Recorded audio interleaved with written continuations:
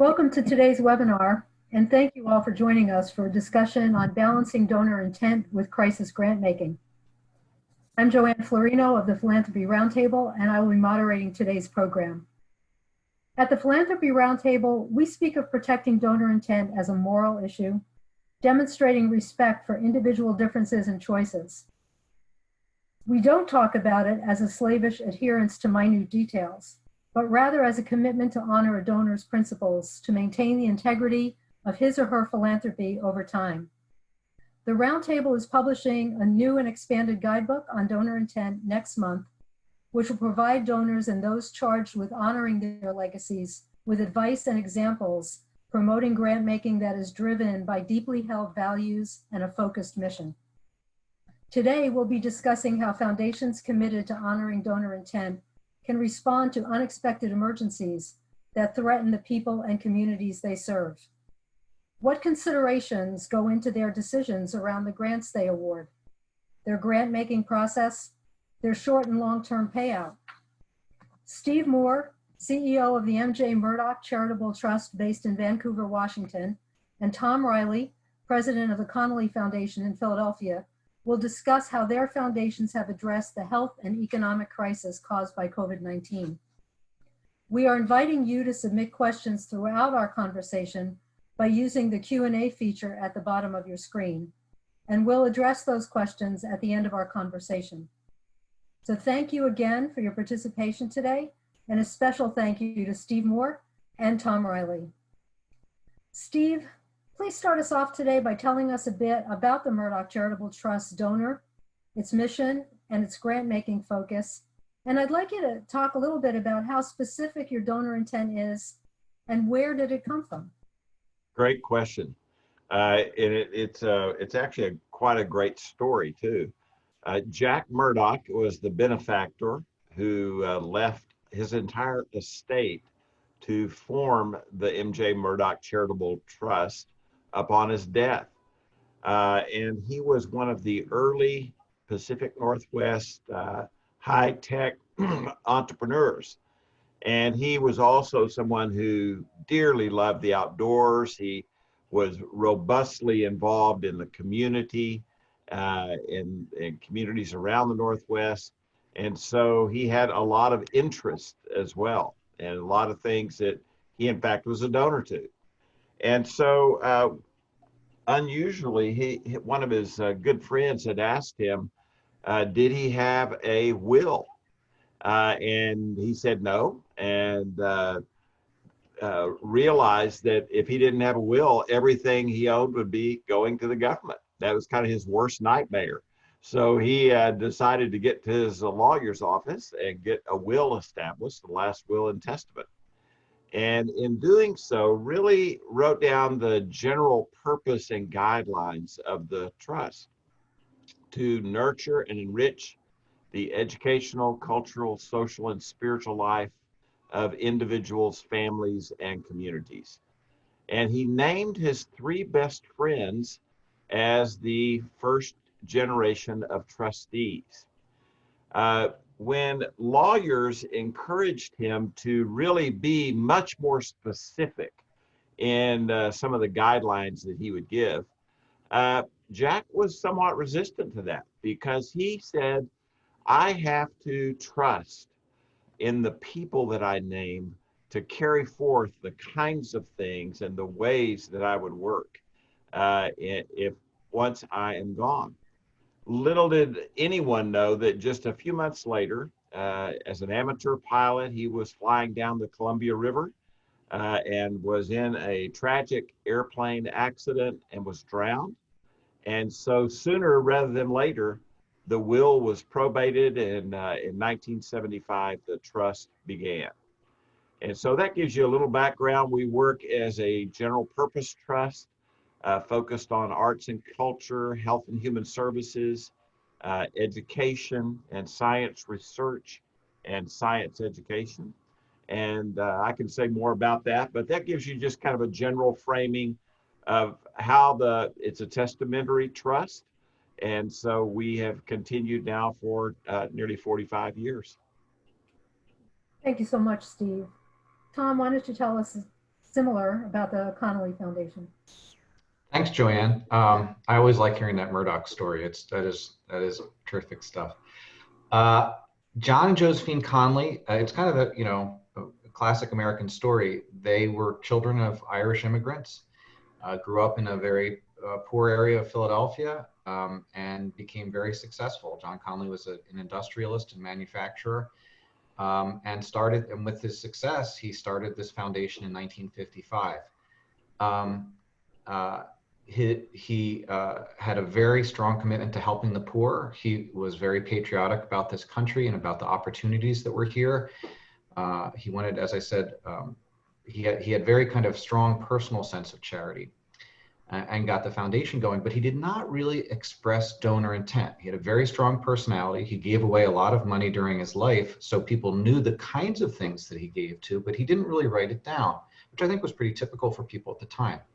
He was very fortunate, and his wife was very fortunate, because when they died, they left the foundation, the running of the foundation, to their two oldest daughters, who were incredibly conscientious about donor intent.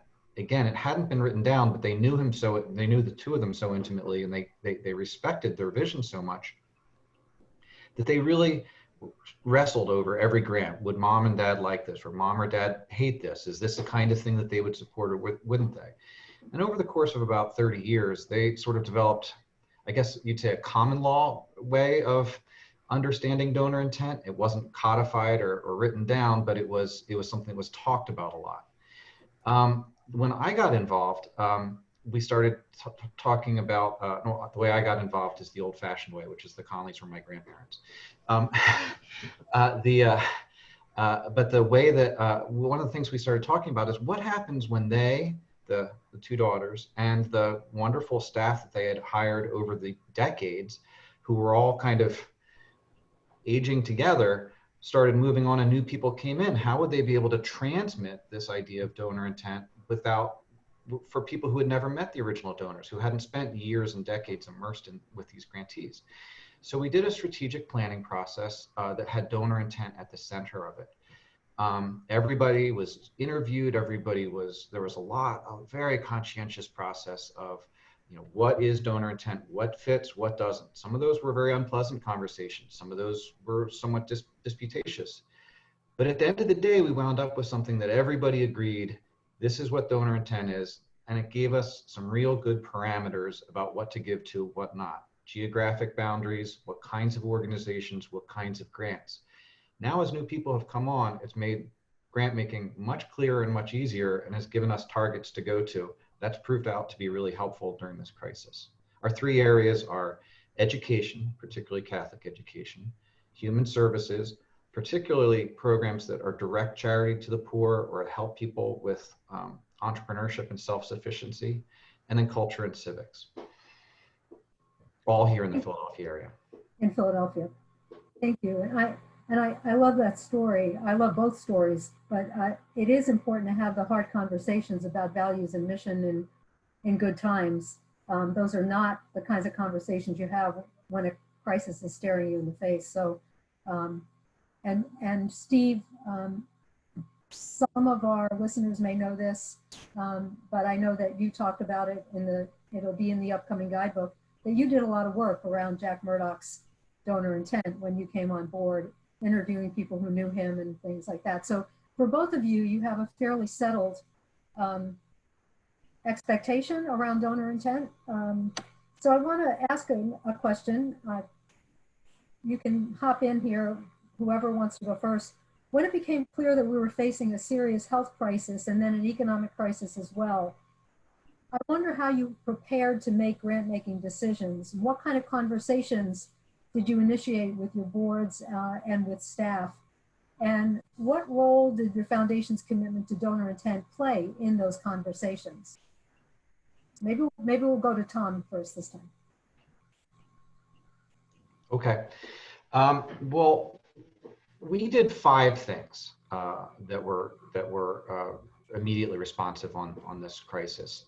The first thing was we walled off had a board meeting and walled off several $1 million from the board's budget. our foundation is set up like a lot of foundations, that there's a certain dollar amount under which the staff makes the decision about whether to make the grant, and a certain dollar amount over which it's a board decision. And the board decisions are more for big grants. There's a whole process of research and context. The grantee comes in and does a presentation. There's a deliberate process, and it takes a few months to get the grant turned around. That's not a good, it's a very good format for arriving at conscientious consensus decisions. It's a very poor format for an emergency, especially when you're trying to get big grants out the door quickly. So the board agreed very quickly to wall off several $1,000,000 from their budget and turn it over to the staff to be able to get them out, to get those grants out quickly. The idea was that they wanted us to go to the grantees that were the kind of core grantees, the ones that were part of donor intent, the ones that had been the most, the most near and dear over the years, and also the ones that were the most important for the strategy, the ones that were that we wanted to have as longer term strategic partners. And instead of waiting for them to come in a sense of crisis and desperation, us to go to them with general operating support grants very quickly. That would have the virtue of, hopefully, of being helpful to them in a quick way. It would be an extremely expedited process with minimal reporting requirements. And it would get the idea that it would give them operating cash that they needed now.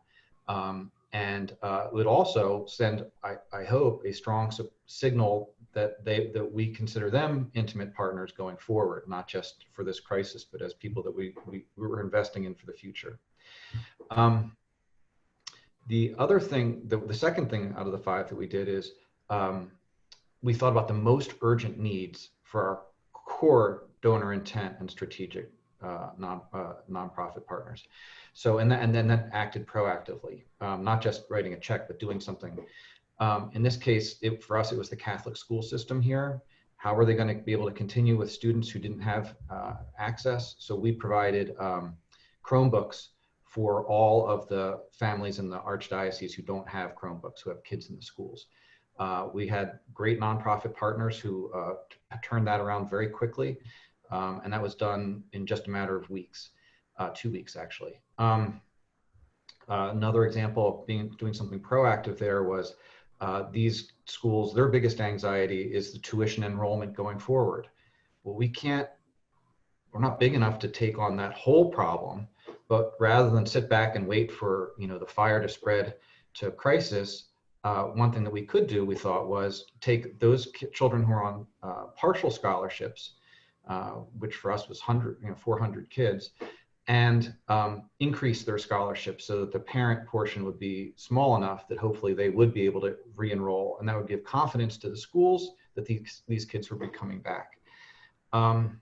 The third thing we did was and again, I think there's a very strong donor intent component there, because it wasn't waiting for where the biggest, the loudest noise came from when there was a problem. It was recognizing that these are the institutions that we need to continue to be successful going forward. And this was our finding where our place to help would be. The third thing was we contacted all of our current grantees and said that they, at their discretion, could repurpose their current grants from program grants or capital to general operating if they wished, because it was a crisis. Again, we didn't want to burden them with a lot of reporting requirements or paperwork. So we reached out to them and said, let us know if you want to do this. The fourth thing was we put out a notice, and I think this is both as a donor intent aspect and a practical aspect, that we were not going to entertain proposals from any new grantees during this crisis. Part of it is a determination to focus on the people that we're already invested in. And the second part is, how can you really do due diligence at a time like this? You don't need to do as much due diligence with the people that you know and work with, but you can't do site visits. Nobody's operating in their normal way. So we made the determination not to be cruel or pull up the ladders or anything, but just to put on our website and to inform people categorically that we weren't accepting any new grantees during this time. But there was a little bit of a safety valve. We did make grants to the local funds, the COVID funds, one for the city, the one for the cultural organizations, some of the regional ones. And that has turned out to be a really interesting thing for, I think, 3 reasons. One, it's a great way to help people that you otherwise aren't your grantees, you know, and they have part of their reach is people that you know and parts people that you don't. So that's nice. 2, quite frankly, it's a good way to kind of answer those questions when somebody new comes to you or somebody they don't usually work with and they've got an urgent need. And you say, I'm sorry, instead of just having a no, which is we're not taking any new grantees right now, you can say, well, we made a grant to the local COVID fund that you're a part of. Here's their contact information. Please go ask them. It's a little bit bureaucratic, but I think that it had a good posture to it. And then the other one, which we hadn't anticipated, but is pretty cool, and I'm really happy with this like side benefit or extra benefit, is you get to know what other funders are doing. By participating in those funds, you see the other people, what they're doing, and you find out about needs or context or things that are happening that otherwise you wouldn't. I mean, we're all like, look, here at our houses or reading stuff online. Learning what the other funders are seeing and hearing is just incredibly helpful and valuable knowledge. In fact, one of our executives was asked to join the grant-making review panel for the local COVID fund. And that has just been invaluable in terms of learning what everybody else is seeing, doing, and hearing. So that's something that has worked out really well, and we're really grateful for the opportunity to. And then the last thing that has a donor intent component to it that we did for this is by forward spending the board's budget, like taking the board's annual budget and moving it forward to be responsive to this crisis. It generated obviously a conversation about, well, what about the rest of the year? To which we kind of came to a shared consensus that for the rest of the year, if we need to go above our budget, if we need to go above the traditional 5%, this is the year to do it, and it's better. And that this is something that we don't usually talk about, but this crisis is challenging us to do just that. And by moving that budget number forward, we're kind of putting ourselves, we're making a decision about doing that otherwise would have been mired in a lot of more caution. So in some ways, this crisis and the decision, like the conscious decision to say we're spending our summer and fall money now, is created a great conversation about spending to the 5% as opposed to spending to the mission or the donor intent. Thank you. That was very organized and a great response, Tom. Steve, let's tell us a little bit about what's happening at Murdoch. I know that you were one of the top 25 foundations that the Chronicle reported on, so people may have some idea about kind of some of the decisions you've made, but tell us how the conversations went with the board and the role of donor intent in making the decisions that. Yeah, that's great. It's a great question. And there are some things very similar to Tom, but some things that are different, which really highlights, I think, the importance of a rich and diverse ecosystem of foundations that don't all respond in the same way, that people have the freedom to be able to respond in creative and localized kinds of ways or regionalized kinds of ways. Let me say 2 or 3 things. One is that we're very blessed and in a good position because our 3 trustees currently have DNA of being entrepreneurs themselves. They're all very effective business people. They've all been involved in the nonprofit community. So they know sort of the ecosystem of many of the communities of the Northwest. The second thing I'd say is that as an organization, we talk about being adaptive, being a learning organization, being flexible, listening to our constituencies, those kinds of things. And so that's a part of the normal way we do our work. And just like Tom, we immediately reached out to current grantees And the first thing we did was listen. We said, tell us how it's going. What's going on? How's this impacting you? What are you thinking? Are there ways that you see that we could be helpful? And if we needed to, we were willing to make adaptation in the kind of terms or work of the current grants that they were working in. I think another great benefit for us was we had just had our winter grants meeting, and the trustees and I were on a retreat actually out at a camp. And when all of this and the stay-at-home orders began to go down in Washington and Oregon state, and so it gave us a chance to have a very purposeful 2 or 3 hour conversation about some of the principles that we would operate under. And that, the trustees were super supportive to say, we know that we're not going to figure this out quickly. Let's be adaptive. Let's focus on those that are on the front lines, the most vulnerable, people that might be impacted by this immediately. And so we talked through kind of a rubric of both the priorities and the framing. And all of that was in the context of the way that we usually work, our mission, our vision, our values, that were all informed by our donor intent. So we immediately said we're going to need to meet on a weekly basis, and we're going to need to kind of have check-ins and do some very quick approvals. And the trustees encouraged us and said, we're going to make some mistakes. We're not going to be able to do as thorough a review as we usually expect. And let's really be adaptive. Let's, as we learn from each round of this, let's let that inform the next round. And so those were some really key principles that helped guide us. So we initially focused on scientific research, health providers, those that were in the healthcare area, particularly free clinics and other kinds, hospitals, rural hospitals, and in a sense, building and recognizing the need for the capacity to respond. You'll remember early on, Seattle was one of the hardest hit cities. And then we began to, as we built this out, to some of the basic human needs like food banks and social service organizations and cultural influencers, faith-based groups. We're very fortunate in that we don't discriminate against faith-based groups. We include them as a part of our overall work. And so that's an important part of the fabric or the ecosystem of what we do.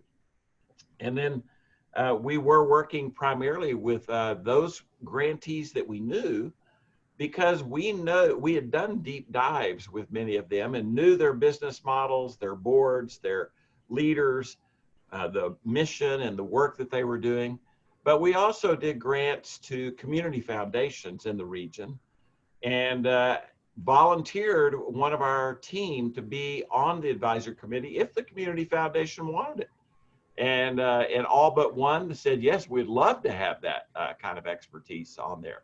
And so we had a chance through those community foundations, much like Tom, to be able to kind of listen and learn and be a part of conversations that were on the front lines, whether it be Spokane or Boise, Bellingham, or wherever it may be. So those were some of the things that were a part of the early thinking, and then began to roll out as we adapted, learned, brought that learning in, adapted, and rolled out the next level of response.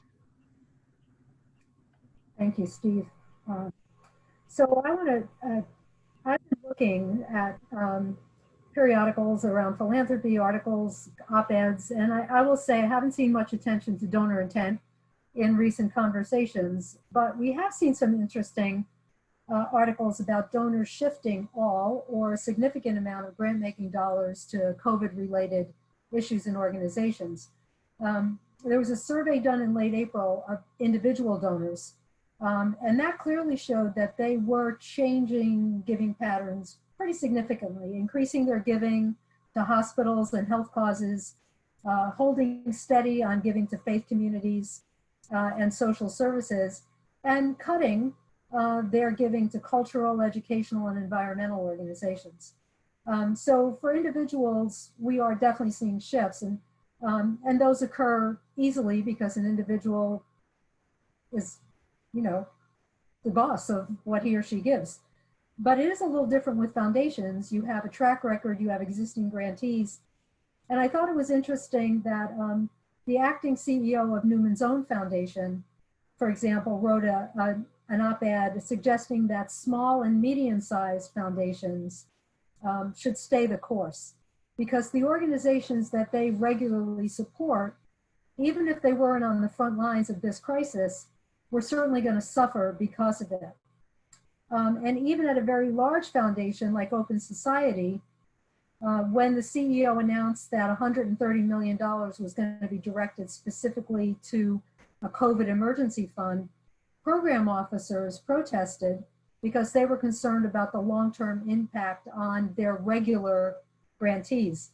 So I think that, that foundations are wrestling with this in a context of your history and your established relationships. And a lot of that is a function of donor intent and mission. So I'm going to ask you, did you ever consider shifting all of your grant making dollars to immediate relief? Tom? This is the question of whether you can walk and chew gum at the same time, right? I mean, is this, we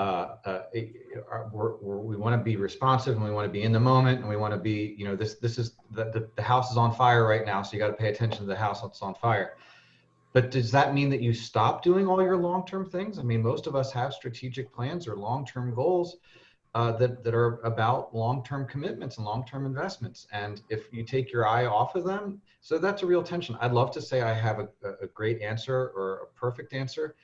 I know that's something that we're talking about and challenging ourselves with. Can I just give you like 3 other foundations that will not be named? And one of them I think is on this call, so I want to be really careful about mischaracterizing what they're facing. But they're different approaches, and they're you know, each one has, in our board meeting and in our senior staff meeting, we've challenged ourselves with each of these examples.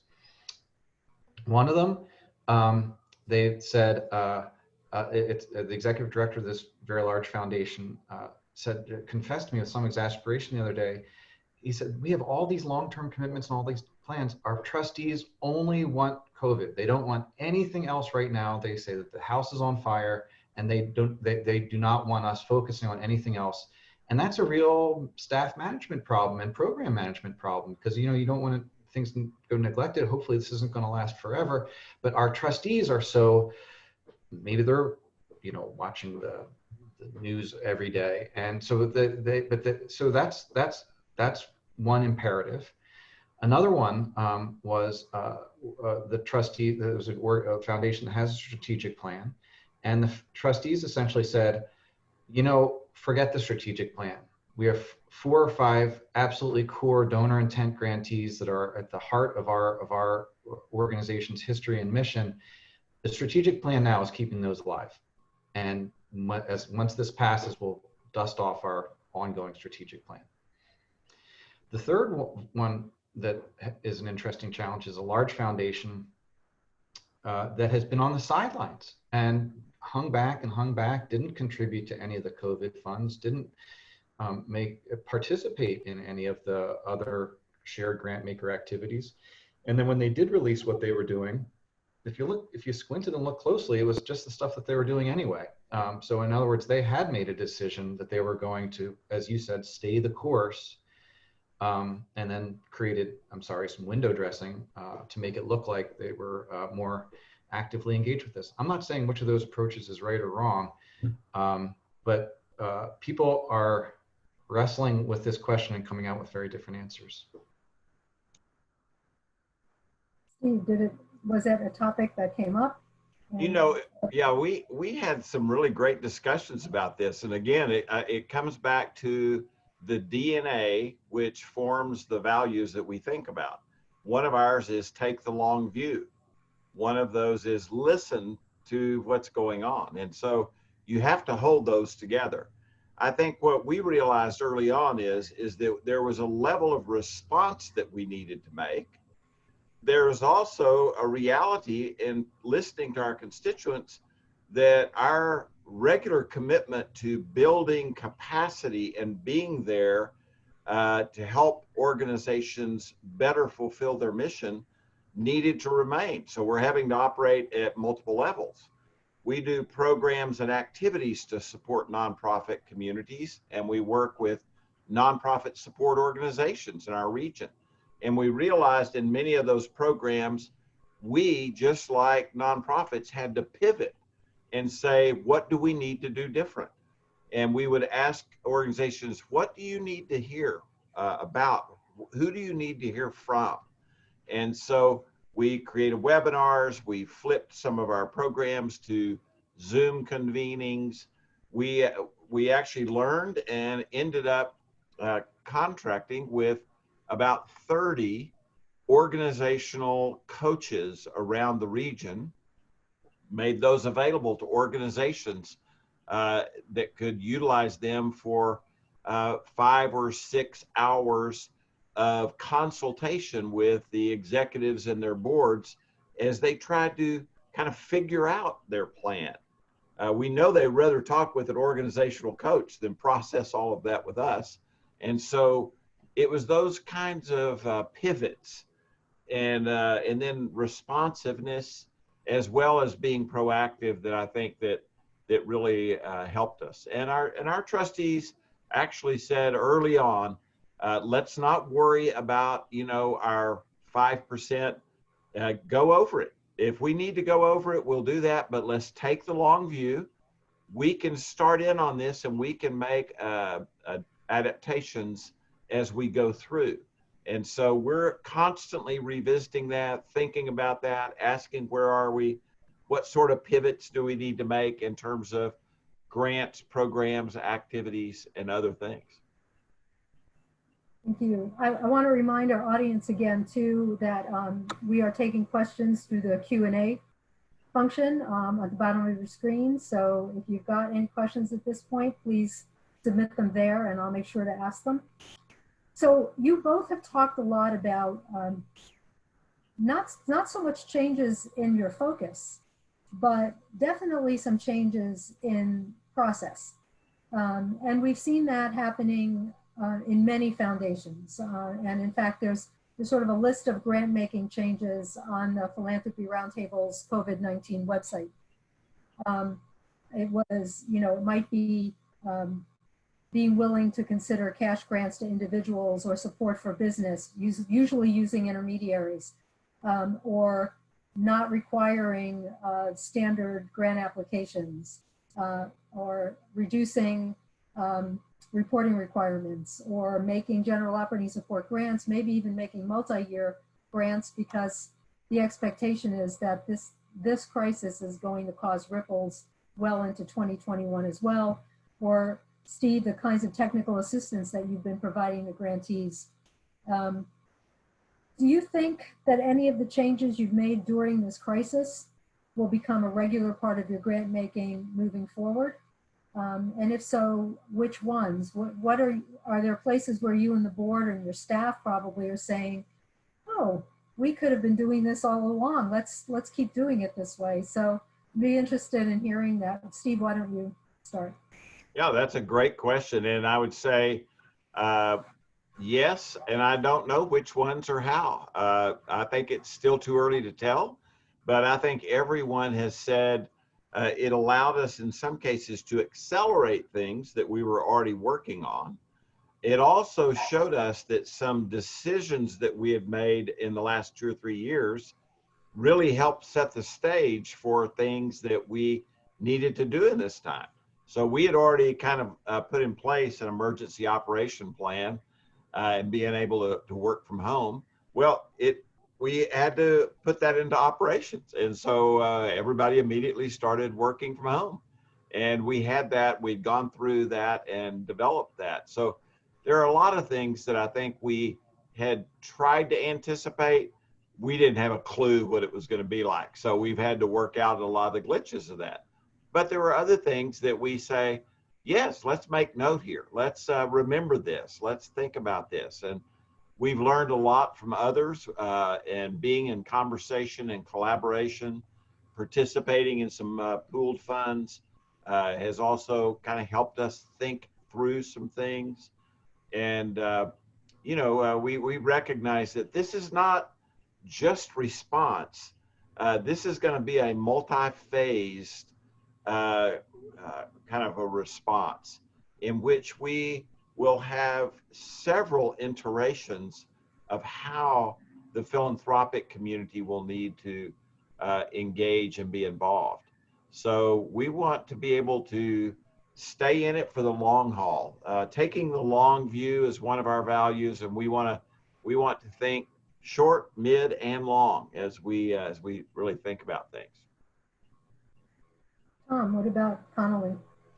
Yeah, like Steve, we have a huge emphasis and always have, and this goes back to donor intent, on long-term relationships. I mean, again, we've been around for 65 years. There's a very, very strong belief from the founders all the way through today in long-term investments in close partners and people that you have a lot of knowledge with and touch with. I think that this crisis will, I think we were doing that as a matter of sort of tradition. I think that this is going to make it more intentional going forward, not just more intentional, like, gosh, this confirms that that's an important value, but to go to think, okay, what does long-term investment mean, as opposed to waiting for there to be a crisis and then, being there for them? What does long-term health and resiliency look like? I think this is going to really focus us on that, which has a lot of donor intent function, but it also, it's being deliberate about how you work. Just at a practical level, what we're doing right now with Zoom, and that this is really going to accelerate something that may or may not have been going to happen anyway, but it definitely is now. It's going to have implications for both travel, meetings, but also like how easy it is to connect with colleagues. Get a bunch of people that you either work in your space or that, instead of saying like, well, I know I'm going to see them 6 months from now at that meeting, or it's been a couple of, just put one of these together. It's really easy. So I think that it's going to have a really positive effect on that work for philanthropy. Again, we were talking before about that collaboration in philanthropy doesn't happen on its own. In fact, most foundations are organized such that they tend not to collaborate unless kind of forced to. And so I think that this is going to give us some new muscles and techniques for collaborating and working together, and that's a positive. And then at a, I'm not going to say a mundane level, but at a technical level, at a practical level, electronic bill paying. I mean, I didn't really feel like we were so far in the past, but it was a big shift to go to, and it's working great. I mean, you kind of go like, wow, why didn't we do this before? And I don't think we'll go back. I mean, it's working really well. I know that it's not, there's some downsides to it too, but I think it's sped us up in functionality. Well, we do have a few questions here, so I'm going to ask the first one to both of you. Are you talking to your grantees and nonprofits about how they are preparing for another surge in the virus or another crisis like this? Is this something that's kind of part of an ongoing now partnership between you and your grantees?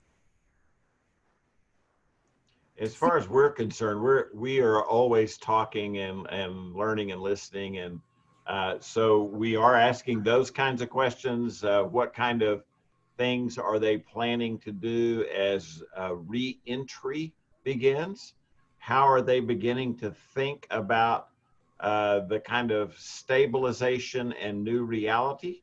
I love the work that Andy Crouch and Dave Blanchard have done at Praxis, a entrepreneur startup organization, and there's a webinar on our website that they did where they talk about, is this a snowstorm, is this winter, or is this a new ice age? What kind of weather are we in? And they basically are also talking about the fact that it's hard to lead when you don't have a good weather forecast. And so I think one of the comments they made I love is that now every organization is a startup. We've got to all think new about the way we go into the new reality in which we're going to live. And so I think we've got as much to learn from not only nonprofits, but from other sectors, from business and from government and from faith communities and from healthcare. And I think we're all learning. And the more we can learn from one another and understand the importance of that, building the rich networks to have a flourishing city and help individuals and families flourish is a really critical part of what we have to learn coming from out from this. Thanks, Steve. That's a great point. You have a very distinct group of grantees in Catholic schools. If you could answer that same question, are you talking to them about how they might prepare? I mean, if for example, if school reopens but then has to shut down again, if the virus comes back, or just another crisis like this. I feel like Catholic schools have been in crisis mode for a long, long time, but is that a conversation you would be having with them at this point and helping them perhaps prepare? We are. It's the elephant in the middle of the room. I mean, it's for education organizations, not the Catholic schools, certainly because they're so fragile and have operate at such a tiny margin as it is. But all colleges and universities too. I mean, this is a giant. These are existential questions, not just challenging questions. This isn't a cop-out, Joanne, but one of the things that I think we've all learned over the last 8 weeks or so is, I hope, some humility in terms of making firm predictions about what the landscape is going to look like 2, 3, 4, 6 months from now. I keep shaking my head when I talk to a lot of grantees and others who are saying, like, okay, in the fall we're doing this, and then I've updated our budget numbers for next year, and I'm like, none of us have any idea. And so it doesn't mean you don't think and talk, but I'd be writing everything in pencil. I mean, this landscape could look so dramatic. Steve just said, I'm going to steal that from you, Steve, the thing about the Ice Age. I don't know what the answers are, but I'm sure that we have to be really modest with our own sense of ability to predict where this is going.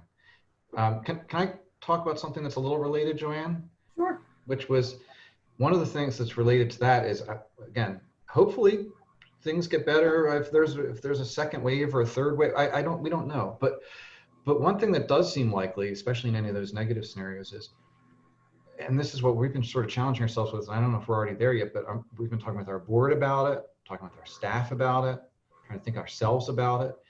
It hasn't happened yet, but we're all dreading that phone call of a grantee that you love and care about calling and saying, unless we get X giant amount of money right now, we're going out of business for good. Can you save us? And we're right there. It's right now.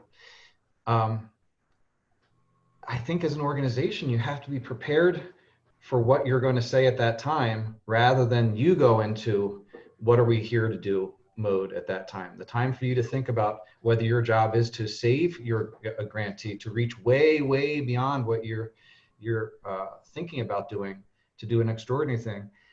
The time to really challenge yourself with those kind of existential questions about core grantees is now, before you get that call and saying that, write that check or we shoot this dog. That is a dilemma that I worry a lot of us are going to have to face. And I don't have an easy answer, but I think that the more that we force ourselves into saying, what if in the ultimate extreme, if it came to those kind of questions, what is it that we're here to do, and what is it that we're willing and able to do? I loved Arthur Brooks in a webinar they did recently said, the one thing I know for sure is that the future is going to be different. And then he said, wait, I take that back. I don't know that for sure. And I think that's kind of what we all feel like in that sense.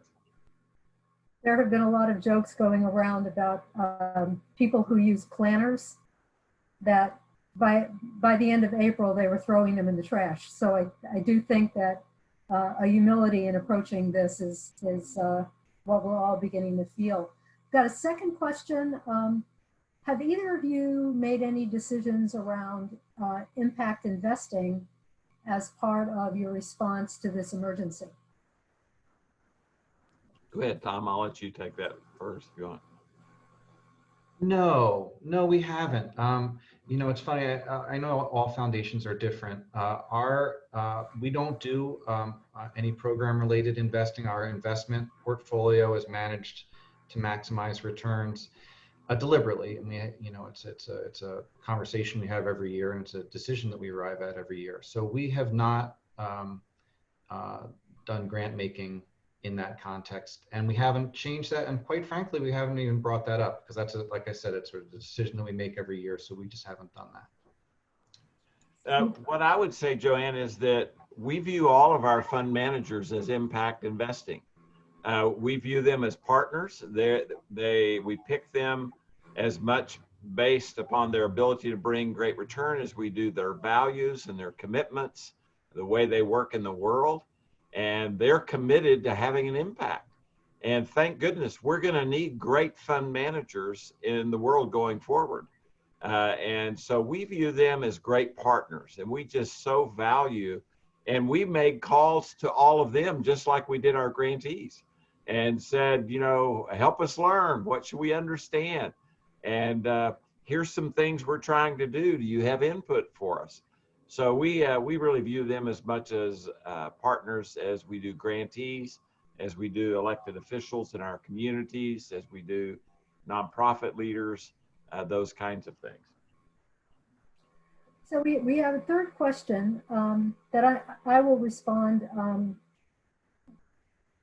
offline, but it was basically, do you think you can have that donor intent conversation with a board at the same time that you're doing a strategic plan, or are they best left as two separate conversations?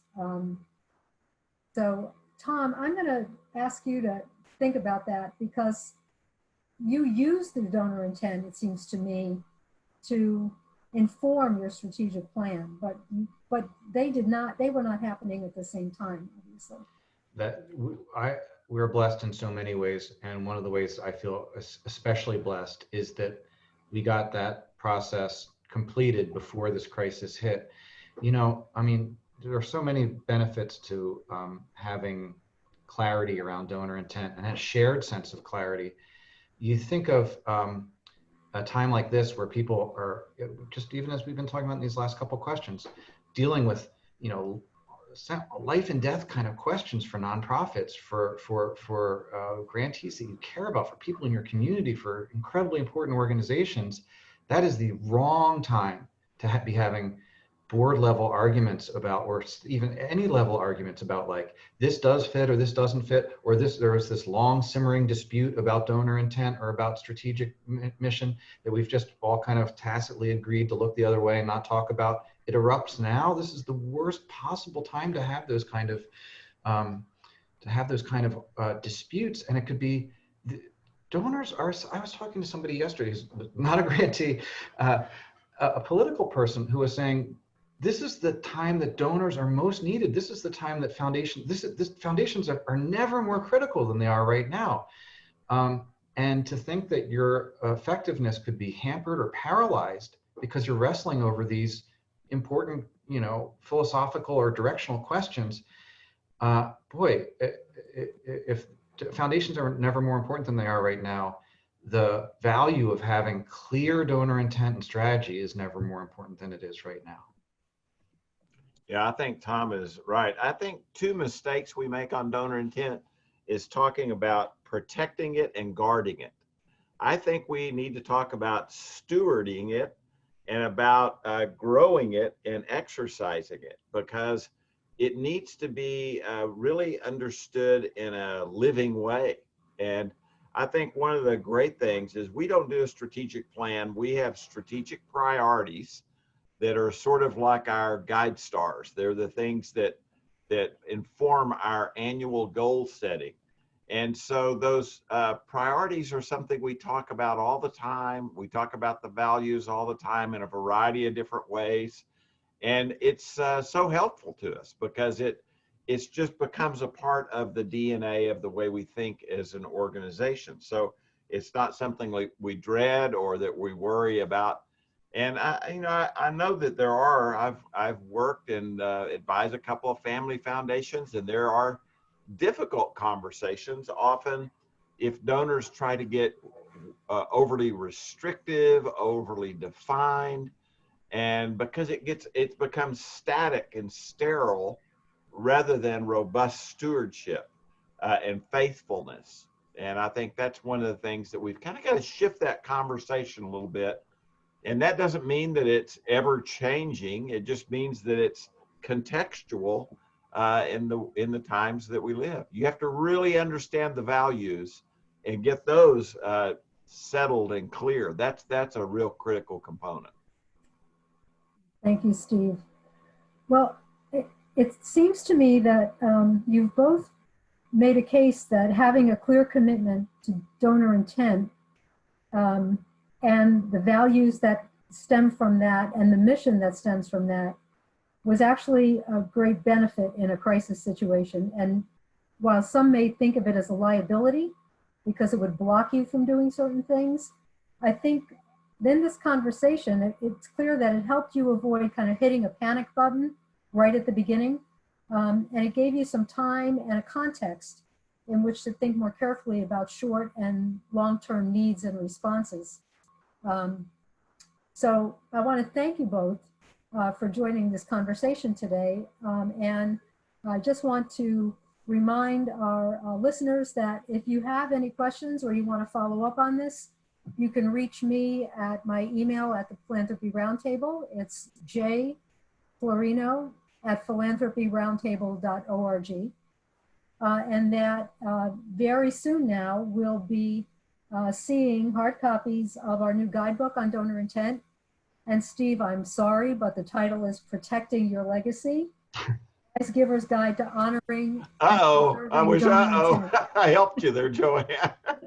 But I really do like the concept of faithfulness, because I think that's exactly what you expect from your trustees and from your staff members, is not that slavish following of every single detail, but a true understanding of the donor's values, what he or she held up most passionately, and thinking about ways that is preserved in your grant making. So thank you again, both of you. Thank you to all of our listeners. I wish you all the best of health moving forward. And I think we're just going to close it right now. So thanks again. Thanks so much, Joanne. Thanks, Tom. Good to see you. Yeah.